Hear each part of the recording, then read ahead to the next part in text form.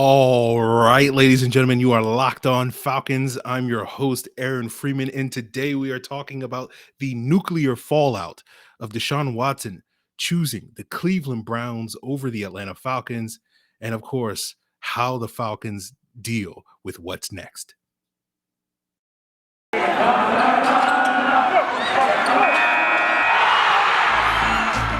are Locked On Falcons, your daily Atlanta Falcons podcast. Part of the Locked On Podcast Network, your team every day.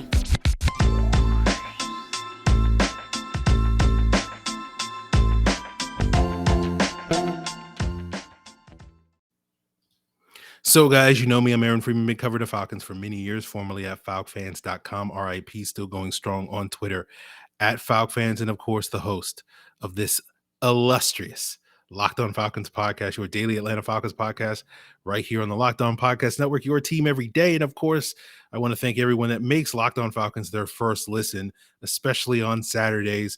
And of course, Locked On Falcons usually comes to you on Mondays through Fridays. But today we have an emergency pod that I'm sure many of you will get to this weekend as we have to deal with the decision that Deshaun Watson had. I thought we would do an emergency pod this weekend, and that would be talking about, what the Falcons ultimately gave up to acquire Deshaun Watson, what they gave him in a new contract. But instead, we are talking about Deshaun Watson basically choosing the Cleveland Browns, a team that was out of it earlier this week. I believe it was Wednesday when reports emerged that Cleveland was out of the mix, but they sort of swoop in at the last minute and acquire Deshaun Watson in the full trade package that they gave up: a 2022 first round pick this year, a 2023 first round pick, a 2023 third round pick, a 2024 first round pick, and a 2024 fourth round pick.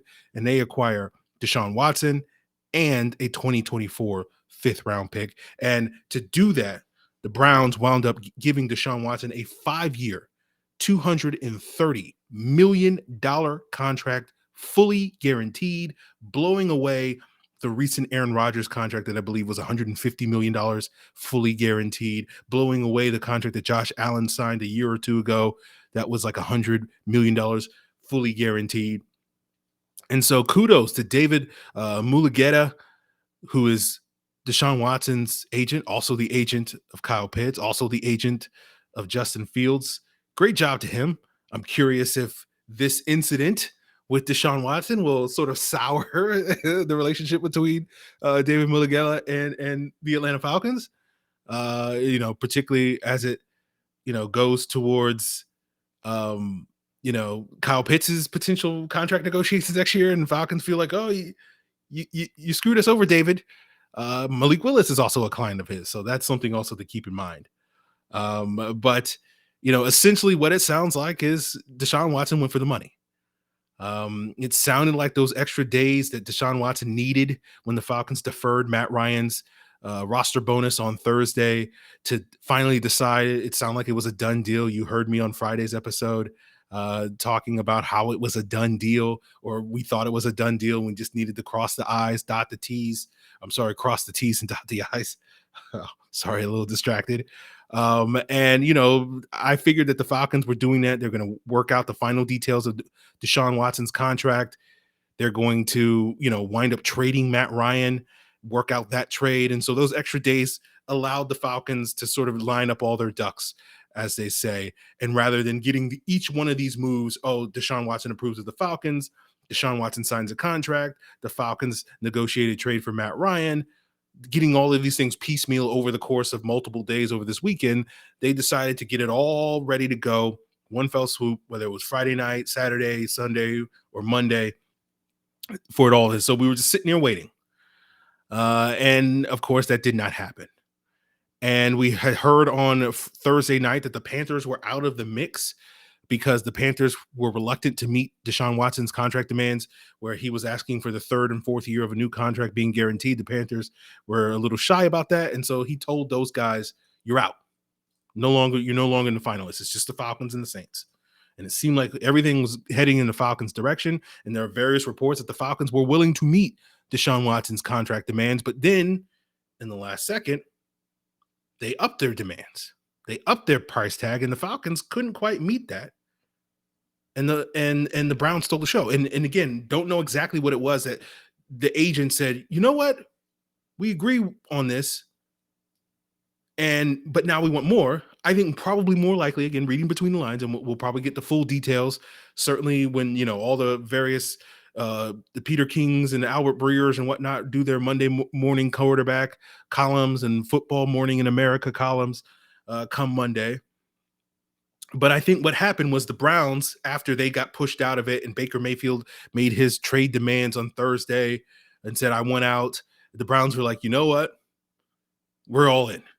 And whatever Deshaun Watson and his camp wants, we're willing to give it. And they came in the last second and said, here's $230 million guaranteed. You can have all the money. We're going to give you one of the biggest contracts in NFL history. And they looked at that and said, can't beat that. And then they said, can you match that? And the Falcons like, nah. And so he wound up being a Cleveland Brown. So I look at the situation, I'm upset as well as kind of elated to a certain extent. It's a mixed bag. I'm upset because I feel like my time had all week long waiting for this move to happen. Didn't happen. I felt like I was strung along. I'm sure the Falcons may feel that way. I'm sure many of you may feel that way. And now the whole diva thing, I'm sure some of you that rubbed a couple of you guys the wrong way on Friday's episode, calling him a diva, but I'm sure many of you will be singing a similar tune when it came to Deshaun Watson. But, I'm also glad because now I don't have to tap dance anymore around Deshaun Watson's legal issues. Now I don't have to spend, the next 3 months on this podcast talking about Deshaun Watson's legal issues and talking about depositions and talking about sexual assault and all these various things. We still may have some of those conversations on this podcast, right? About how that went down and maybe how the Falcons potentially dodged a bullet. And if you don't think that's the case, maybe you will come away thinking that after a couple of conversations that we may have in the podcast in the near future. But I'm glad I don't have to deal with that. Now, obviously, the Falcons are going to have to deal with it, and mostly with the nuclear fallout that comes from, this flirtation with Deshaun Watson and being a spurned lover, being left high and dry, whatever you want to call it. And now they have to go slink back, to their date, right? They had their date, they had their girlfriend, they had, their boyfriend or whatever, and they were trying to mac on somebody else at the dance. And now that person rejected them. And now they got to go back and save face with their original date and be like, hey, take me back. And we wonder if that person, talking about you, Matt Ryan, is going to take them back. And we'll talk about that as we continue today's emergency Locked On Falcons podcast.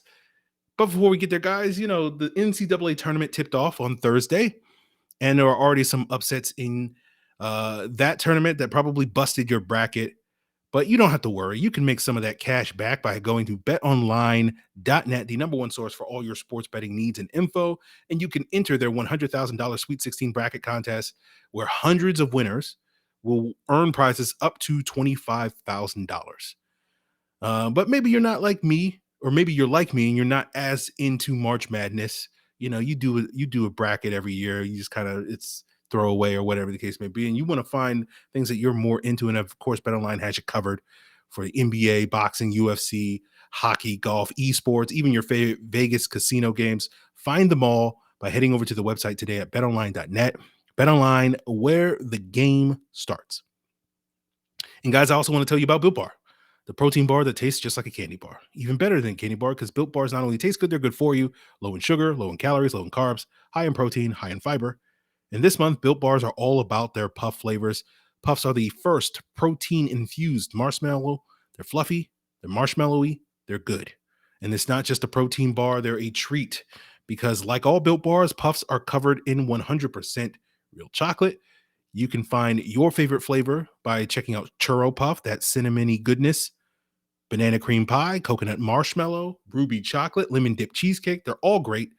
And you can head on over to choose your favorite, or their tried and trues like salted caramel and coconut almond and peanut butter brownie, by heading over to built.com and use the promo code LOCKED15 when you get there, and you'll get 15% off your order. That's LOCKED15 for 15% off at built.com.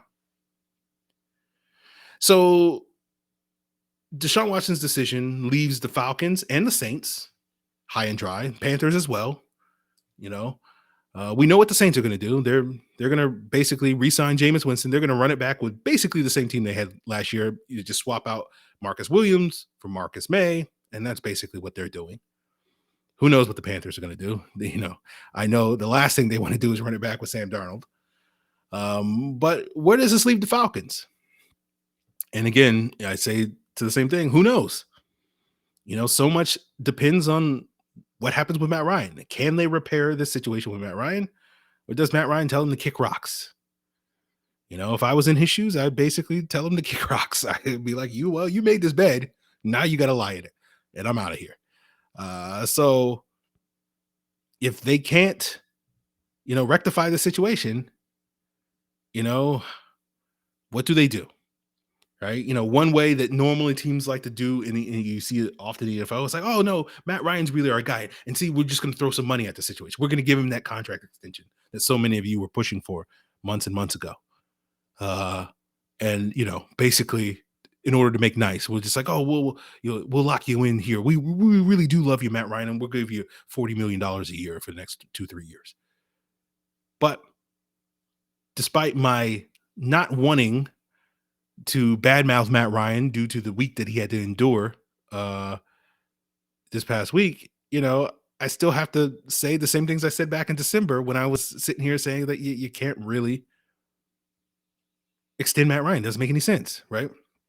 It's a bad decision, right? Those same reasons that you don't want to be stuck in a situation with a declining Matt Ryan 2 or 3 years from now, and be stuck paying, 30, 40, 50 million. This is essentially, again, I know there's much debate on how much a decline Matt Ryan is in and whatnot. And, can he still be salvaged and all these various things? But that's essentially the situation that the Falcons find themselves in. It's not a great situation. And right, that was the number one reason, right? Well, the number one reason was to put butts in seats. That's why the Falcons pursued Deshaun Watson. But at least in terms of football justifications, on-field justifications for why they were pursuing Deshaun Watson, is that you weren't worried in 2 or 3 years or whether or not you would have a declining quarterback, with Deshaun Watson being, 29, 30 years old, still in the midst of his prime of his NFL career, which typically for a quarterback is between the ages of 25 and 35. Right? He would be smack dab in the middle of his prime. And so 2 to 3 years from now, you wouldn't be worried about Deshaun Watson declining. You are worried about that with Matt Ryan. And even the alternative of drafting a quarterback, whether that's this year or next year, you don't know where that quarterback's going to be. It's a gamble. It's a crapshoot, right? Right? It could be, you could be drafting the next Josh Allen, the next Joe Burrow, the next Lamar Jackson, or you could be drafting the next Tua Tagovailoa, the next Baker Mayfield, the next Daniel Jones. It could go either way. And based off of recent draft history, it's probably more likely that you're going to draft the next Tua, Baker, or Daniel Jones, given the relatively low hit rate on quarterbacks, let alone round 1, round 2, round 3, etc. So even in a year where you're sitting here going, hey, let's wait till next year and draft, and it's a better quarterback draft, you still may be choosing between drafting the next Tua, drafting the next Baker Mayfield, drafting the next Josh Rosen. It's a better quarterback draft because they're better prospects than the current guys, but doesn't mean that you're more likely to hit on a quarterback since you already have a low hit rate. So this is the dilemma that the Falcons faced a week ago before they jumped into bed with Deshaun Watson. And they're back here. And now they're got this question mark, this dark cloud hanging over them with Matt Ryan. Because again, as I said, Matt Ryan could sit here and tell you, like, I'm done in Atlanta. You don't want me. I'm that Spurn lover, right? Get out of my face, right? That sort of thing. So even if you do wind up trading Matt Ryan, as I think at least the gut reaction from today's news on Deshaun Watson seems to be pointing in that direction. Again, we'll see if cooler heads prevail over the course of the weekend. But if you do wind up trading him to the Colts or the Seahawks or whoever, again, you get picks. That certainly would help you. But where does that leave you at the quarterback position? Do you go out there and sign another bridge quarterback, a Marcus Mariota? Do you reach on a guy at pick number 8 or whatever the case may be? Who knows? So you also wonder, okay, let's say we trade him. Does this flirtation kind of hurt your ability to negotiate a good trade for Matt Ryan? Right? Do you lose leverage against other teams because other teams know that the reason why you're trading Matt Ryan is because you have no choice, because similar to Julio Jones, he asked to be traded. And you have no choice but to basically take the best deal that you can possibly get before Monday's deadline of that roster bonus being due. And so teams are incentivized to kind of lowball you and not give you the high premium. Maybe, again, maybe you don't get that first and that second, or that first and that third that you're looking for. Maybe you get a second and a fourth. I don't know. Again, we can speculate endlessly. So, unfortunately, as we wrap up today's emergency pod, I don't have the answers quite yet. We'll see what time in what time tells on this issue. I have a lot of questions, as sure many of you do as well, but I don't have quite the answers. Now, I do have some opinions. If you're asking me, I'd probably sit here and I'd trade Matt Ryan, tear it down, rebuild it, do whatever you got to do, and hope that, Arthur Blank cuts you a little bit of slack, that if you go through a rough patch this season or next year, that he'll cut you some slack, because, he was the one that pushed Deshaun Watson on you. And yes, I do believe that it was 100% Arthur Blank that was pushing the Deshaun Watson. I do not believe that Arthur Blank was like, I'm a little reluctant about this Deshaun Watson guy, and Terry Fontenot and Arthur Smith convinced him, no, we definitely, this is going to work out. No, Arthur Blank wanted to put butts in seats, right? That's what he wanted. And he knows Deshaun Watson from when he was much younger, work done, also in that ownership group, knows Deshaun, this was 100% ownership saying, go get this guy. Right? So maybe Arthur Blank goes, my bad. That was my bad. That's on me, guys. And he says, you know what? You get 2 years, and I won't fire you if you miss the playoffs these next 2 years. Right? You'll get time. You'll get the patience to rebuild this thing because I screwed you over, rather than vice versa. Maybe. Again, don't know. But part of me can't sit here but help think about some past decisions.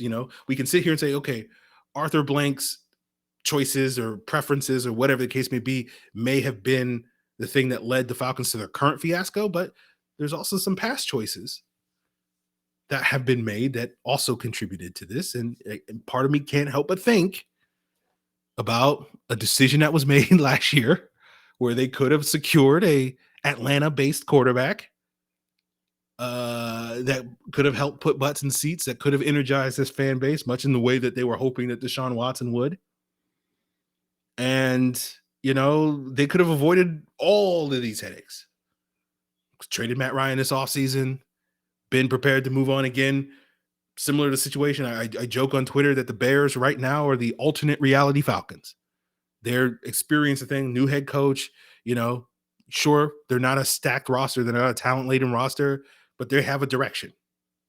They have a compass point that they can follow and say, we're gonna have some bumps in the road early on, but we're gonna build this thing. Right? We have our guy and we're gonna build it around him. And the Falcons could be in that situation.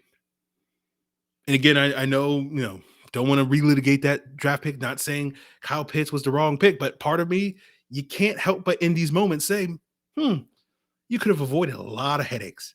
So I'm curious to see how this regime solves these problems, because it seems like they are digging themselves deeper. I've talked over the last year that the hole that this team finds it in, that whether you want to blame it on Thomas Dimitroff, whether you want to blame it on Dan Quinn or whatever, that the hole that this regime inherited were deep. The financial holes, the talent deficient holes, whatever you want to call them, they were deep holes. And that somebody like this new regime coming in and being pretty good at their jobs was not going to dig them out of this hole. That the people that were going to dig the Falcons out of this hole and get this team back to competing at the highest levels on a consistent basis, which we have not seen over the last decade of this franchise. We've seen moments, we've seen times, we've seen peaks, but we've seen far too many valleys. The people that were going to dig them out of this hole and get this team back on that track had to be extremely competent. Extremely competent. And right now, as things sit here today, Friday, 6:30 Eastern time, as I wrap up today's emergency pod, they don't look particularly competent. right? Let alone extremely competent. Mildly competent, that feels like a stretch right now. So we'll see how they figure this out. Time will tell. And ultimately, all will be forgiven if this team starts winning games at some point in the future. When that's going to be, who knows? Right now, I'm not particularly optimistic. So that's it, guys. And, shout out to my boy, Jake Gordon. Can't guard Jake on Twitter. He's going to have to take this L. But I don't think Jake was wrong, right? Because, again, going back to what we said at the top of the episode, the Browns were out of it, guys. They swooped in at the last money and just threw a whole bunch of money at Deshaun Watson and said, come play for the Cleveland Browns. And Deshaun Watson went cha-ching, and he left. I think the Falcons were going to get him. We'll see what the various reports and all the write-ups over the next couple of days, say and leak information. So we'll keep you updated on all that. We'll be able to, we've cleared the runway to talk about Casey Hayward and Isaiah Oliver's back, right? So we'll get to talk about, some of the players that the Falcons brought in, some of the players that the Falcons are looking at.